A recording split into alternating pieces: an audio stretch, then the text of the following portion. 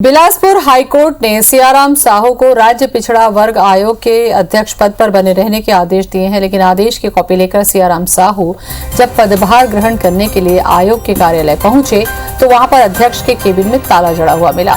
मौजूद अधिकारियों ने कहा कि चाबी थानेश्वर साहू के पास है, जिसे लेकर खूब हंगामा हुआ।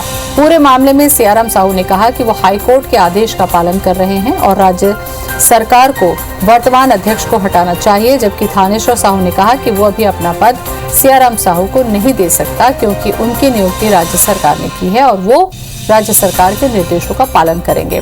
दरअसल सियाराम साहू के 3 वर्ष का कार्यकाल पूरा होने के पहले ही राज्य सरकार ने थानेश्वर साहू की बतौर अध्यक्ष नियुक्ति कर दी थी, जिस पर हाईकोर्ट ने सियाराम साहू को कार्यकाल पूरा करने के आदेश दिए हैं।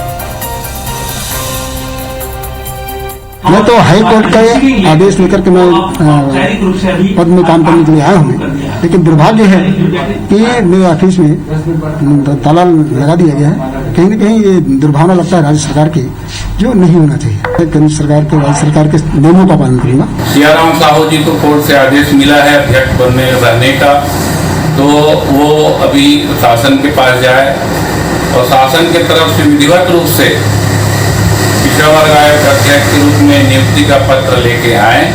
अभी उनके कहने पे हम चार्ज नहीं दे सकते क्योंकि वर्तमान में अध्यक्ष के रूप में शासन की तरफ से नियुक्ति पत्र मुझे मिली। और इसी खबर पर ज्यादा जानकारी के लिए हमारे साथ जुड़ रहे हमारे संवाददाता सौरभ सिंह परिहार। सौरभ, पदभार पर तकरार हो रहा है, सियाराम साहू पहुंच गए पदभार ग्रहण करने, वहां पर ताला लगा है और थानेश्वर साहू अभी छोड़ना नहीं चाह रहे हैं। क्या मामला और ये किस तरीके का मजाक है?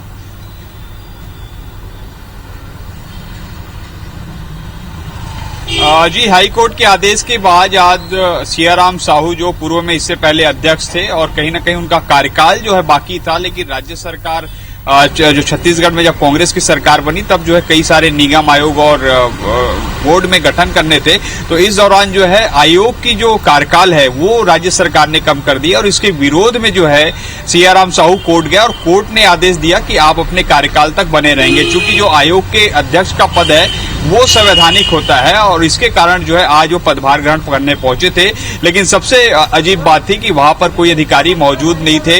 जब पदभार ग्रहण करने पहुंचे तो केवल वहां पर कर्मचारी मौजूद थे। उसके बाद जो है जब अध्यक्ष का कक्ष तक उनको पहुंचना था, लेकिन अध्यक्ष कक्ष में चूंकि अभी राज्य सरकार द्वारा जो नियुक्त किए गए हैं वो थानेश्वर साहू हैं, वहां के कर्मचारियों ने बताया कि चाबी वो ले गए हैं। इस स्थिति में जो है काफी जो है हंगामा हुआ। वहां पर भाजपा के नेता और कार्यकर्ता भी पहुंच गए थे और स्पष्ट रूप से आरोप लगा रहे थे राज्य सरकार पर और कहीं ना कहीं इसके बाद जो है हंगामा होता रहा और उन्होंने जो है अध्यक्ष के बगल वाले कमरे पर बैठ गए और वहां उन्होंने पदभार ग्रहण किया। अगर पूरी बात को अगर समझे तो 2-3 चीजें हैं यहाँ पर ज्योति। सबसे पहले तो यही है कि अगर राज्य सरकार को नियुक्तियां करनी थी तो कहीं ना कहीं जो नियम है उसका जरूर ध्यान रखा जाना चाहिए था, लेकिन नियमों का ध्यान नहीं रखा गया और अंततः हाई कोर्ट ने जो है इस नियुक्ति को जो है गलत बता दिया है और सियाराम साहू को पुनः अध्यक्ष बने रहने के लिए निर्देश दे दिए हैं। दूसरी बात यह भी है, हमने केवल एक ही आयोग नहीं है, इससे पहले हमने भी देखा जब स्वर्गीय करुणा शुक्ला की नियुक्ति हुई थी उस आयोग को भी जो है केंद्र सरकार ने खत्म कर दिया था। इसी तरीके से जो बाल संरक्षण आयोग है उस पर भी जो नियुक्ति की गई है उसको लेकर भी मामला चल ही रहा है।